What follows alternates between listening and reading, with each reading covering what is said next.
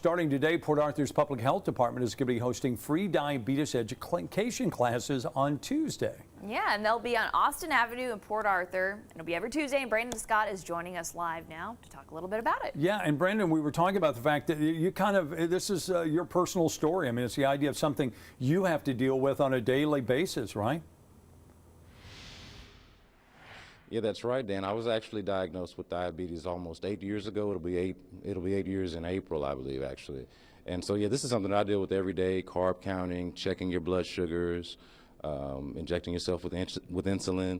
That's definitely something that I have to deal with. So when I learned about the diabetes education classes coming back to Port Arthur, especially after the storm, people not having access to classes like this, it definitely was something personal for me. And I know a lot of people can identify with this, especially here in Port Arthur and in Southeast Texas in general, as we were talking about.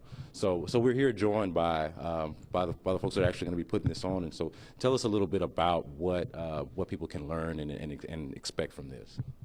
Well, you're going to, first of all, learn some of the symptoms of diabetes, and they usually don't change. Excessive hunger, excessive thirst, excessive urination. That's like the key note signs for diabetes.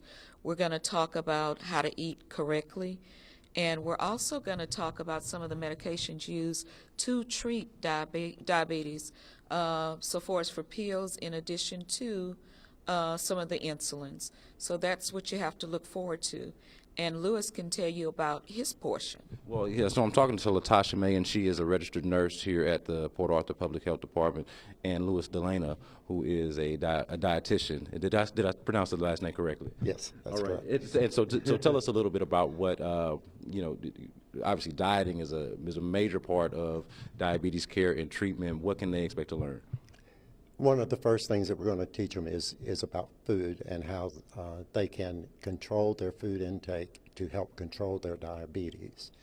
In the process, we'll also touch on some issues such as stress and coping and making small changes so that we can get to our goal. And the ultimate goal is to have control of our diabetes rather than the diabetes having control of us. So there will be a lot involved. We talk about meditation. We talk about various calming mechanisms and how you can resist a lot of those temptations that are out there.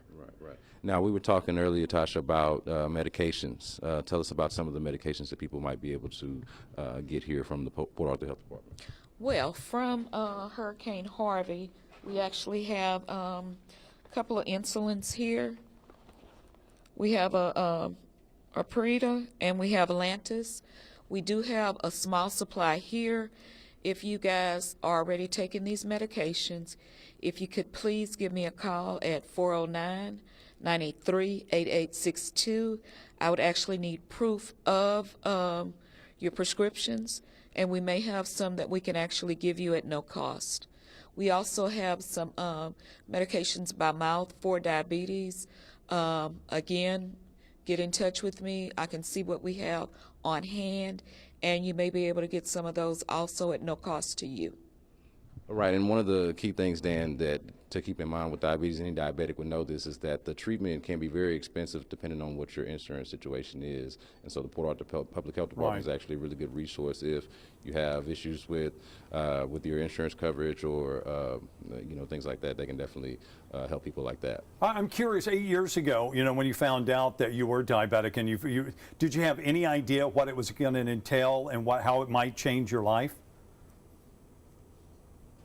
No, absolutely not. I had no idea. I mean, I immediately knew that I was sick just based off of what was happening with my body, knowing that something different was happening. But no, as far as the dieting and some of the things, and I still struggle with these things today, almost 8 years later, as far as just keeping up with things and being diligent about your diet and your exercise and the things that matter to you more when you're diabetic, perhaps when you're not.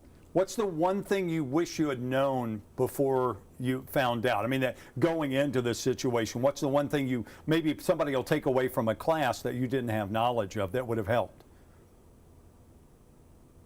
Well, I hate to say mine because it's a little obvious, but smoking. We were talking about this in the break, actually. I started smoking before I was diagnosed, and I'm very young at this time. And so obviously if I had known that I was going to be diagnosed with diabetes a couple of years later, I wouldn't have developed this terrible habit that that is a lot harder to kick than it is to start. Yeah. So that would be my one thing. That's sort of an obvious thing not to do, even if you're not a diabetic. But for me, if I had known that, that would have been something that I definitely wouldn't have done before. All right, personal story, and we appreciate your sharing it with us. Thanks, Brandon. Brandon Scott, again, in Port Arthur at the health facilities there, and you can find out more information. As you heard, they're going to be doing free classes every Tuesday. Yeah, great resource. Yeah, no doubt.